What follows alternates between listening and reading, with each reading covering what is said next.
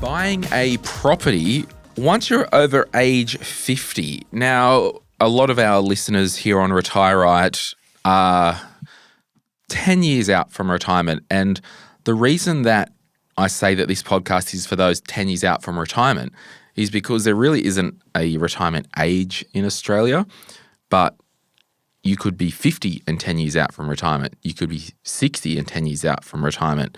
So we are now going to talk about buying a property over the age of 50 because I think a lot of our listeners fall into that over 50 category, although we have seen some of you young'uns creep in and listen, and of course you are welcome. But today we're going to do this episode with John Pidgeon. John is an author and hosts a property podcast, and also you're a buyer's advocate and a property coach. It's the start of a new year. People might not know who you are, what you do.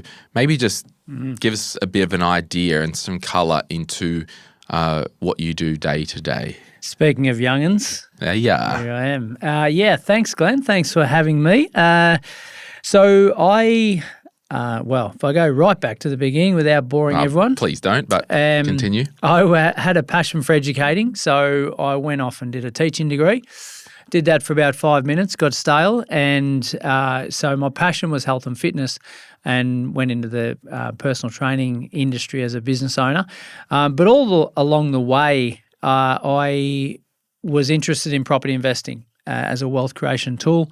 So built up a portfolio through the years until I got to the stage where the fitness industry became enough for me, and I wanted to continue to educate and help people. And I thought I knew a thing or two about property, having done it for, I suppose, 10 years, 12 years at the time, back in the times where, when I first started, there was no internet. So Adam was a boy. Finding property was a little bit harder, and no doubt those listening in can appreciate those times. So fast forward, I run an education business called Solvair Wealth that's purely coaching people to understand their own situation, be able to take action themselves through property, and also realise that not everyone wants to be coached and educated and wants to do it themselves. So there comes the buyer's agent service through Envisage. But you don't have, like we see comments and you hear from people that have, they go to this property coach and there just so happens to be all these properties that these property coaches selling them. There's none of that stuff. Yeah, so we run a 6-month course in that space where it teaches them, guides them through understanding property, understanding how to design their own strategies for them to actually go and transact in that 6-month period. And I'm just shouldering them through that. Yeah. So they're doing all the research. I'm giving them some tips and pointers and keeping them on the rails along the way. But the passion is them having the time and interest to be able to go and find their own deals. So you don't run a fisherman's co-op and also teach people how to fish, and they come into the co-op and there's all these fish already there, just already ready cooked. to go. It's definitely a hands-on approach from their end. And I think I just wanted to set the scene with that for the newer listeners to our broader podcast world. John hosts the main show, Money, Money, Money, with me, regularly. He was there at the start, and I used to send people to John when I was a financial advisor who were interested in property because I knew that I wasn't just sending them to some salesperson shark with all these off-the-plan brand new properties in the bag ready to go. I just knew that they would get actual education and teaching, and so that's a bit of about that. And we touched on it before, but you've got the book Sort Your Property Out and Build Your Future, which is available anywhere where you can get books. Just search Sort Your Property Out and Build Your Future online. And you've also got the This Is Property podcast. It's also here on YouTube. But let's get into it right now. This is a podcast that will help you plan and execute one of the biggest moments in your life. That's retirement. You'll learn how to set up your finances in a way that benefits you, your lifestyle goals, and keeps you in the know within this complex world of money and investing. Your host is Glen James, former financial advisor, author, and host of the popular Money, Money, Money podcast. Glen is joined by experts in various fields around the topic of retirement in Australia. Any advice in this podcast is of a general nature. Full details are in the show notes of this episode. You only retire once, so retire right. Property, when you're over 50, one thing I need to clarify, and we've got, I just asked you to put 5 broad points that we can talk about. Is this from a lens of investment property, I'm buying over 50, or I want to buy a house to live in when I'm over 50, or can some of these things be both? What way do you want to take this? I think you can apply both. Okay. However, it's probably more from an investment lens. But I think generally speaking, the 5 points that I've put in here today are generic across all property purchases or acquisitions. Yeah, because when you buy a property, you obviously are buying a property as an investment or to live in, but in some situations and locations and asset types, you might be in an area where the home that you buy to live in just so happens that it's a great buy, great location, and will be a good investment property, but we may need to fall on our sword when we're buying a home to live in to go, this is purely a lifestyle, security, housing thing, and we're not doing it to make lots of money. Yeah, weirdly enough, it's a common balance between emotion and financial wealth, I suppose, and often emotion wins out. But in saying that, I would argue that most people's owner-occupier home in a total portfolio of property, that would be their most blue chip asset, because generally it's where we want to live. We've got great tastes and great interest to be able to live in the best locations possible for the money we've got. Therefore, it's generally the best asset that we'll ever own. Yeah. But in saying that, and maybe not as pertinent to potentially people in their 50s or over, but maybe their kids is, well, I'm living in Sydney, I'm living in Brisbane, I'm living in Perth, I'm living in Melbourne, wherever. How can I afford a property to get into the market? So it may be that they're renting in one of those blue chip areas that they grew up in, but they're actually going and building an investment property elsewhere. Yeah. I probably grew up in an environment where I was in regional locations, so I could have bought my own home to live in if I wanted to because it was so cheap. But I was actually doing the opposite, going and investing in capital cities because of the leveraging component and performance of property. And we'll get to the age part and your first point, but there is the mindset out there that just yesterday when I went to the barber, it's a big job, this one, it's a... What would you like today? Well, you got one choice, and it's the razor. It's not tips. So half all over, please, sir. And, talked about what I did, and the property discussion came up. And, as it always does. And this young guy, I asked his age, he's under 30, and he said to me,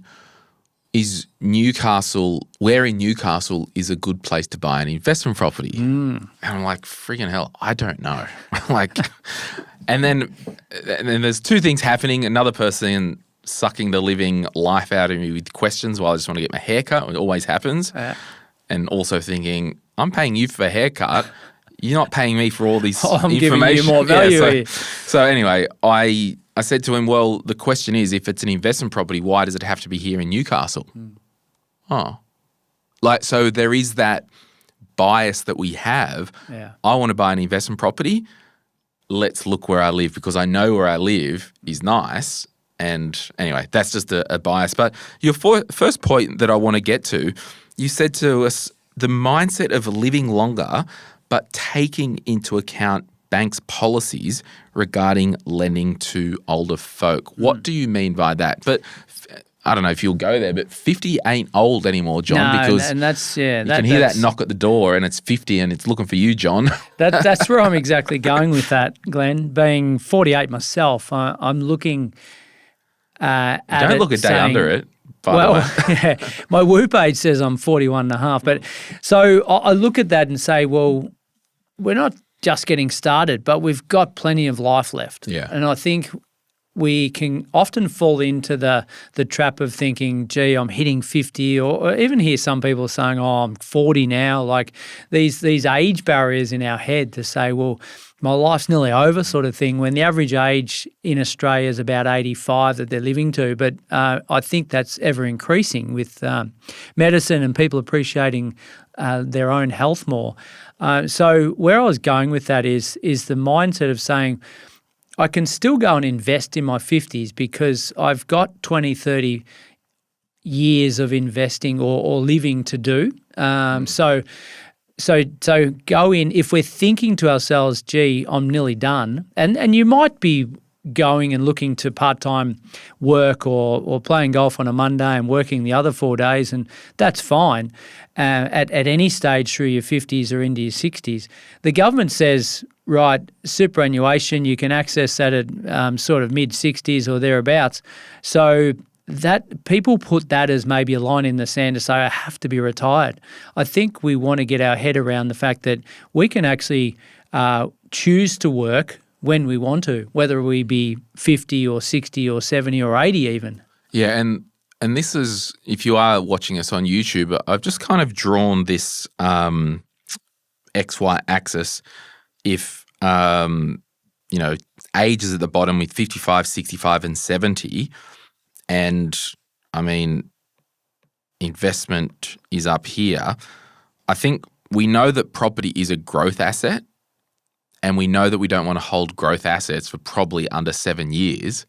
And this is the difference with property as an investment class versus shares or super. So if you rocked up with $500,000, you can say with your super, well, let's put 40% in growth and 60% in safe or defensive or the other way, or we buy a property. It might feel that it's not a growth asset because it's getting rent each week, but you're putting 100% of your money into an asset that needs to have at least 7 years in the market. So if we have a look, if you are 55 right now,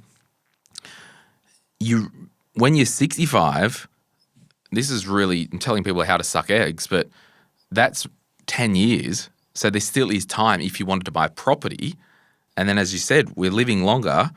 You might stop work at 65 or 70 and still hold this asset. You've got the time for the asset to do its thing. And I think from a financial education piece, I wouldn't scare people away from investing in their 50s, whether it is in shares, whether it is in property, because we have that time horizon. Yeah, and we'll talk about it as another point, but cash flow is a big question in that. It's like, well, okay, we can actually hold the property in retirement if we design and structure it the right way. We don't have to sell everything as soon as we retire, and retire is almost a dirty word. It's like, well, transition to lifestyle, let's call it. Yeah, it's interesting because when we are a lot of the time on Retire Right, when we teach about people say, how much do we need in retirement, right? They always think, oh, I need the $1 million to retire, or we have to go back to how much do you need a year to live off? Yes. And by having a property, and by the time you get to age 70 or 65 or whatever that is, if it's paid off, and that could be pumping out 30 grand a year. Yeah.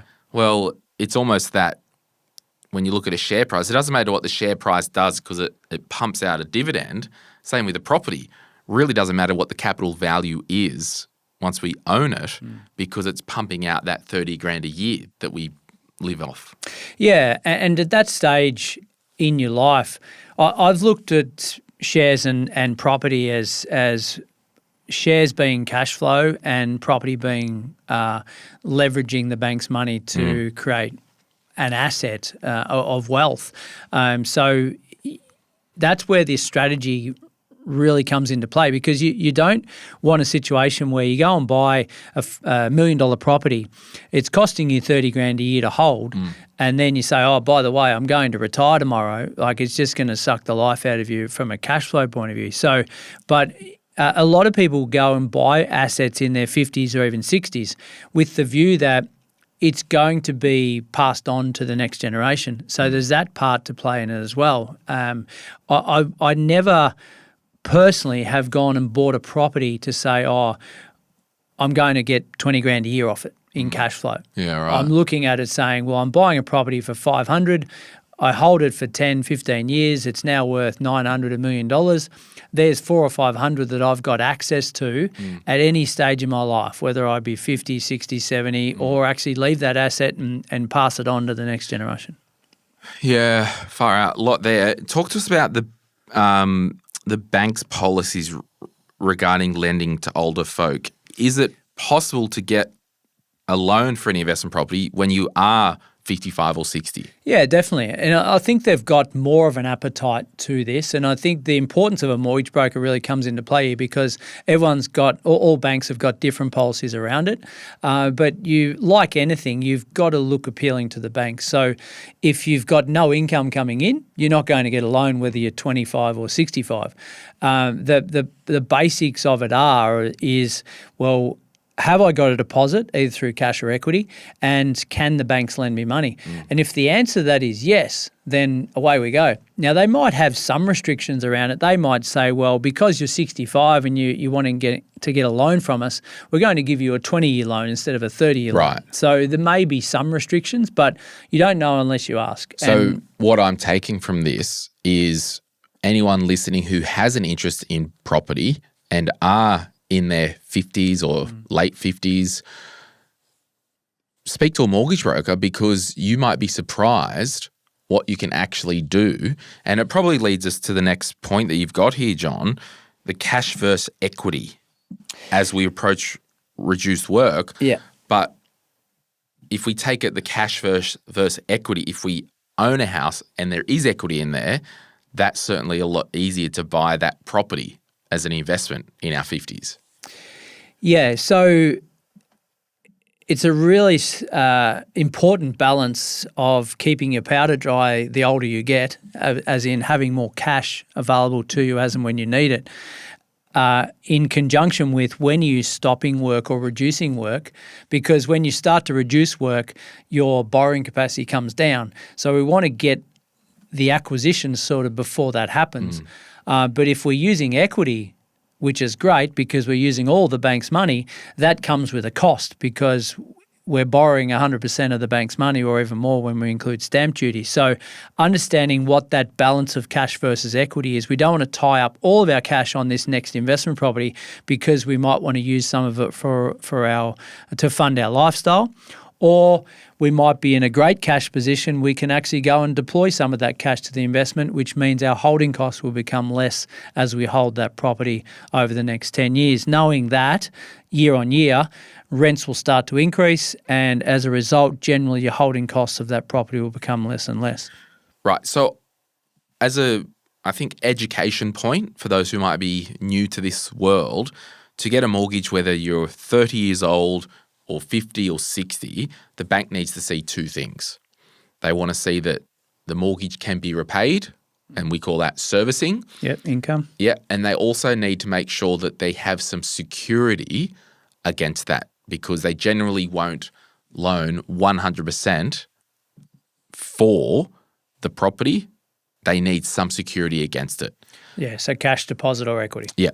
So if we have a look here, if there is a $1 million house that someone might own and there is $300,000 mortgage, on paper, there is $700K of actual equity, right?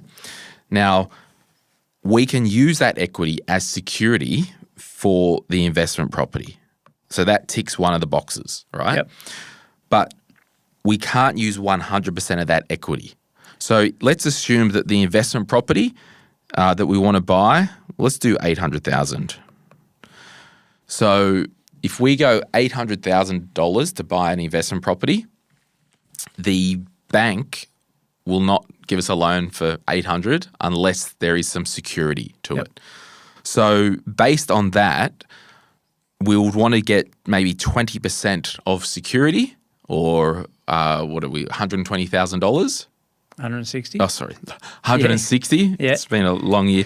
So we need to have $160,000 of security. So we don't have to pay lender's mortgage insurance. Yep. And if we've got a profession where we can have that waived, then we might want to pay less because essentially it's all lending from the bank. Yeah. So based on this scenario, we can actually, we've got a $300K mortgage that's against our house. The bank can set up a mortgage, and we'll just call it $200K. It doesn't really matter. You could do most people would do $160, but I'm just going to keep it round numbers. Yeah, well, that'll include some stamp duty there as well. Okay. Yeah. So this is equity that is secured. It's for the purchase of this house, but the mortgage is secured against the main house. And then that means there will be a $600,000 mortgage because it's $800,000 purchase price. This is very round numbers, everyone. Yep. $600,000 mortgage attached to the investment property. Yeah, so it's important to add there that there's 3 loans across 2 properties. Yes. Right, so it's a big fear with people that may not have invested before or got stuck because it was structured the wrong way was, I don't want to lose my home when I'm close to retirement, right? So we've got separate loans here. Now, if you go and sell your principal place of residence, this one that's worth $1 million, yes, you have to pay that $200 back, but essentially they're standalone properties. Yes. Yeah. So, and the reason why there's this magic 20% number in bank land is because if you can't pay the mortgage and the mortgage has dropped or the value of the property has dropped 20%, the bank won't be able to get their money. Yeah. So correct. That might be a bit sloppy, but that's just an illustration of how the servicing works. And just to add, this $800,000 investment property, there's effectively an $800,000 loan, bit of stamp duty potentially. The repayments, the bank will say, yep, we know that rent will repay some of that mortgage, but your income will also need to potentially pay some of the mortgage as well. Yeah, and this is where you need to become really strategic in your numbers well before you purchase, is you don't want a situation where as I mentioned before, your future income's having to prop up $20,000 a year of the holding costs of the property, and then that income's going to stop. Where's that money going to come from as a shortfall? So that's that balance of cash and equity that we're talking about. It's like, well, you may put down 10% cash, 10% equity, and then loan the remainder. That way, the gearing of the property is at a maybe closer to neutral, allowing you to continue to transition to retirement and still hold that property comfortably. Now, just as a final bit here, if you did have a bank account with $200,000 cash, we still wouldn't want to put the cash into the investment property. We'd want to keep that offsetting this $300,000, so the mortgage that we're paying might only be $100,000. Paying interest on, because now we've got an extra $800K of debt in our life, plus the, I guess, $100,000 or $300,000 debt. We want as much debt as possible to be tax deductible. Yeah, that's right. So the aim is increase the asset but reduce the debt on your principal place. And you're doing, in that example, you're doing both concurrently.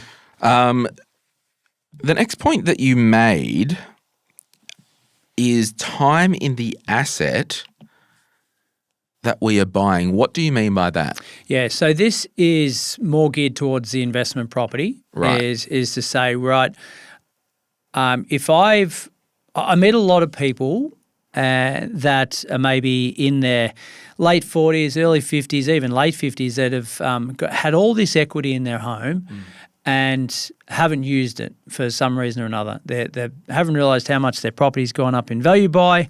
There's a lot of lending there available, but they also realise that they want to transition to retirement at some stage in the near future. So it's really important to understand that if we're buying this asset, and you mentioned before, properties are a rigid beast. We want to hold it ideally 7 to 10 years plus. We don't want to go in with the mindset of, I've seen what property prices have done in the last 5 years, so I'm going to buy this asset, and then when I retire in 5 years' time or 3 years' time, I'm going to sell it.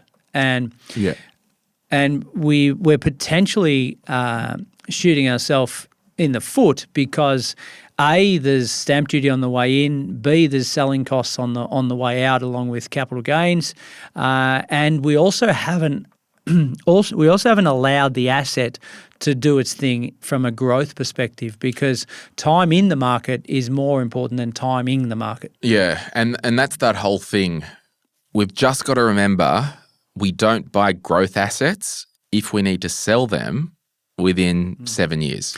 Yeah, and arguably you'd say what other asset is there in property right now? Because of the growth we've had in property right around the country, other than maybe small regionals, you'd argue that the yields are not there like they were 10 years ago or 25 years ago when I first started. You could go and buy property for, let's say, $200,000 and it'd rent for $400 a week or $350 a week.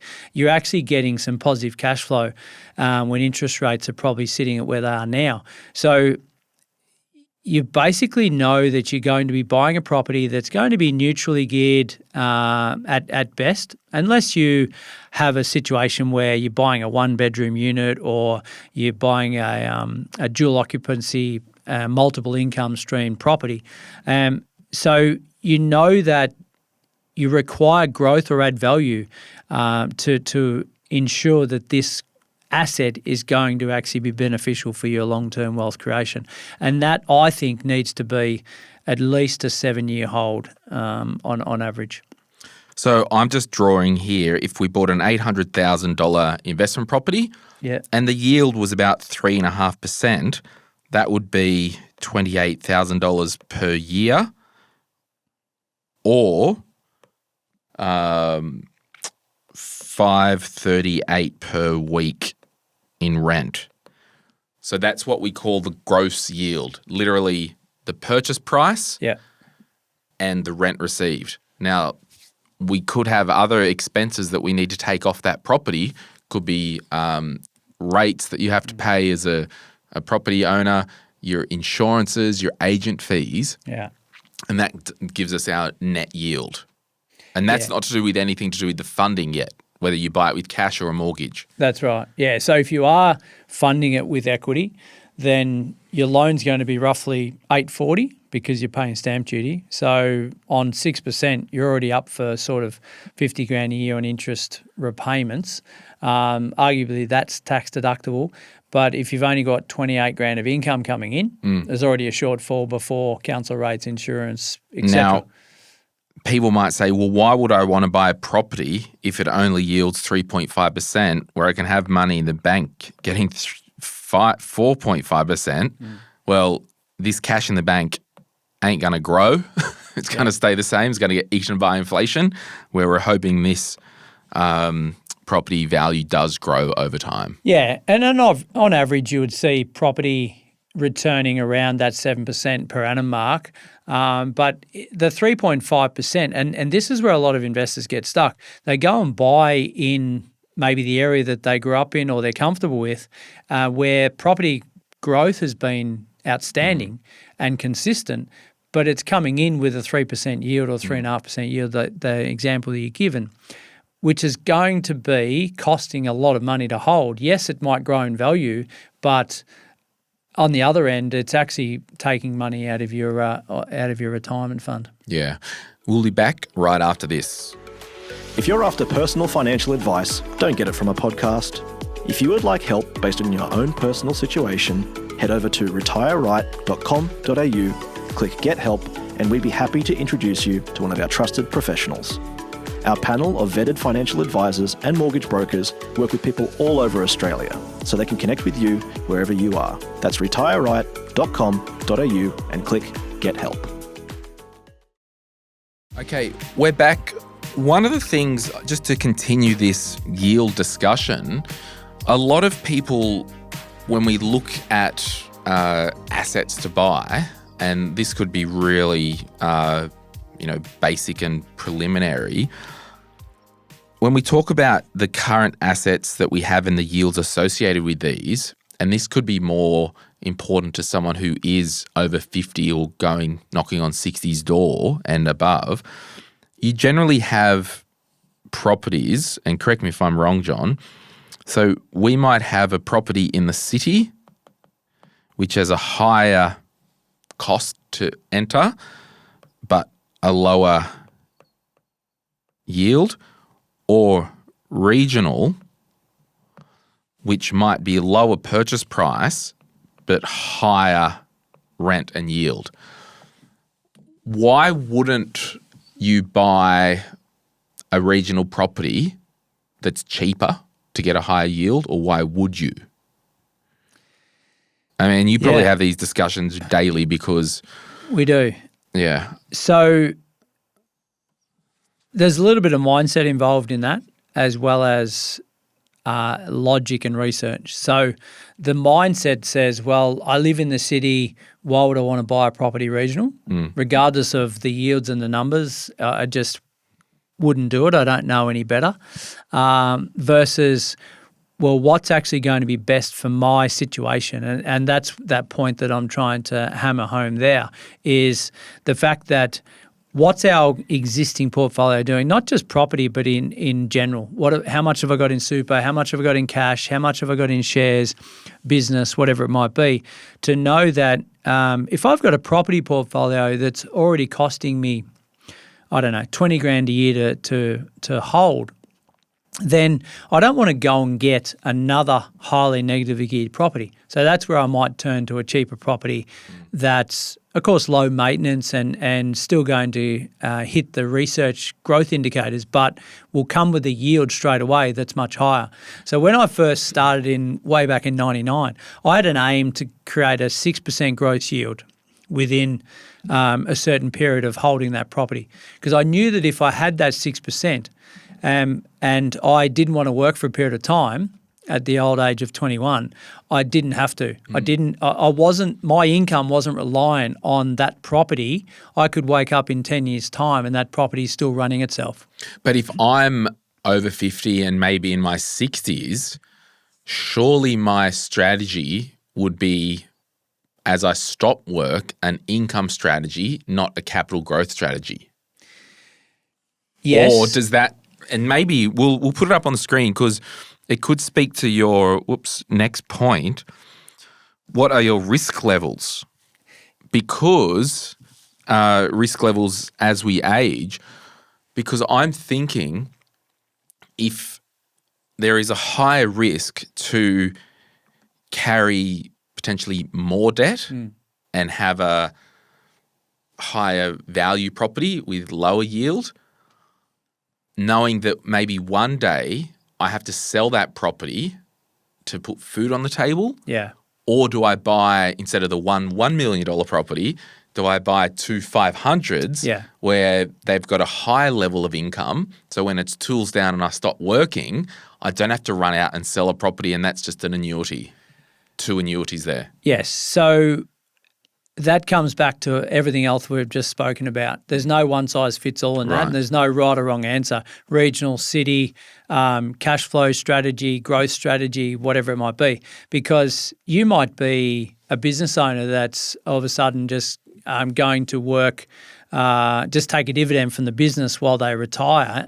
So they don't need the income that someone that's retiring as a teacher might, that has to prop up a portfolio. So that's where everyone's situation is different. But when we look at that's why we need to look at the current assets we've got and say, well, what's our overall net position when it's all said and done? Take tax away from it, because when we retire, we may not be paying any PAYG. So we need to look at it and say, when I wake up each day, I don't have to go and trade my time for money just to keep this portfolio running. Right? That's the worst thing that could happen. I want everyone to now bend over to their right-hand side, grab your seatbelt and buckle it in, because I'm about to ask a property guy a question that he probably gets every day, and we haven't discussed this prior to pressing go. If I am 55 and I do have $800,000 in my superannuation, why wouldn't I go out and just buy a property with cash and set up a self-managed super fund? It's such a loaded question. Such a I'm just loaded strapping question, in for the response. Because surely that's, while you kind of chew on that, so many people in Australia think that property is the only way to actually make money and the true path to wealth. Yeah. And it is true for a lot of people. Yeah. But there comes a lot of issues when you've got big, chunky, lumpy assets. Yeah. So probably mindset. And how many is a big clients do you have that walk in your door and go, oh, I've got all this super, let's buy property, baby, knowing that all they're doing is moving from their 80% growth portfolio that's diversified to a one asset, one sector property and no diversification. So basically what you're saying is I'm taking my 800K, I can do a better job with it than the superannuation firms, basically. Yeah. Right. So if you've got a portfolio of property and that's all you've got alongside your 800K of super, I'd be very wary to go and also put that into super, into property. Into property. Right. You want that level of diversification across not only your property portfolio, but also your wealth assets in general. Yeah. Right. So I'm very hesitant to say to people that come to me and say, look, I've got this spare 200 grand in my super, I want to go and buy an investment property. Okay, well, let's concentrate on what's happening in our personal lives first, and then we'll get to that super conversation. But for now, why do you want to take it from your super? Because what's it not doing for you at the minute, right? The fee is relatively pretty low.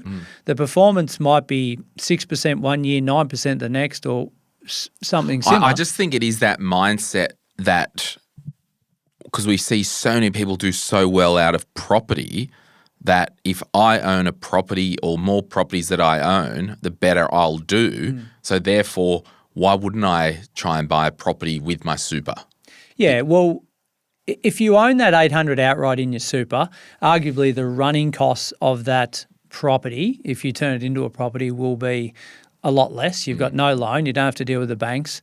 You'll still have the audit costs and the setup costs of buying the entity, buying the asset. But you look at it and say, do I want to be 100% geared into property? Yes, it's comfortable. Yes, it's safe. Yes, I've had some great results from it. If you had another $1 million in super and wanted to take 800 and turn it into a property, then the implications are far less. But if you're risking all of that from your super, putting it over to property, there's some question marks. And I reckon as well, you have to, particularly in your 50s, right? It's it should be for a lot of people, their highest income earning decade. You're at peak career, you really no more than the 20-year-old who's just joined from uni who thinks they know it all. And the kids might be out of the home. Yeah, like you should be real pumping on cylinders. And that's why I believe when it comes to investing in property, if it is something that you wanted to do and you do have equity in your current house, I really think you wouldn't consider setting up a self-managed super fund if you've got 300 ticking away or 400 ticking away, because if you did set up the self-managed super fund and borrow to buy a property, number one, you'll pay more in interest rates. It's such a pain in the ass to set up a self-managed super fund and run all that stuff. But if you look at the traditional negative gearing strategy where people claim the loss on their tax return, you just wouldn't want to do it in an environment where the tax rate's 15%, where out in your own name, it's going to have more bang for your tax deduction Highest buck. income level. Yeah. So I don't know. It's just, it always comes up. Should I buy a property with my super? I think for most people, most of the time, the answer is no, particularly residential investment properties. Yeah. And I think it's just explore it as much as you want, but don't look outside your situation. It's got to relate to you, because so often we get anchored in by what's happening out there. We've heard the great stories. We've heard my friend at work's doing this, but they're very different situations. So you've got to assign your own situation to your strategies, and that's where I talk about risk levels there as a last point.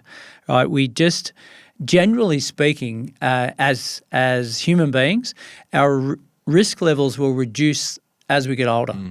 That just happens in our brain. Don't know what it is, but it does.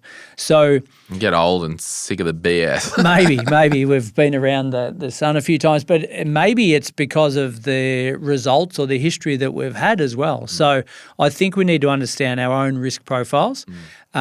So many people I hear have gone in and made this one last-ditch effort to make a lot of money in a quick period of time to get out of work sooner, right?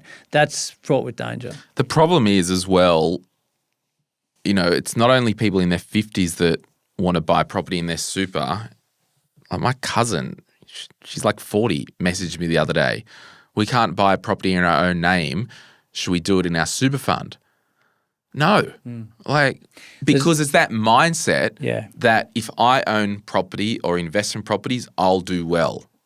Now, there's a lot of people that buy properties and they're dogs and they do their ass and they don't plan and they sell it within 4 years. You can't walk into buying a property unless you've really know what your strategy is. Yeah, and I think it's coming back to these 5 sort of tips that we've spoken about today. If we're looking at these before we go in, we're going in with eyes wide open and understanding that everyone's situation is different, that the mindset is the big part, the risk level is just as important, but understanding what you want in the next 10 years because when we look out far beyond the next 12 months, we can then see, actually, we've got some hypotheticals here. I don't know if I'll be working part-time or I'm going to fully retire. Like we just want to stay liquid and fluid to be able to say, I can pivot left or right here because I've made that decision because I wasn't sure if I was going to be part-time or retire in 5 years' time. Yeah.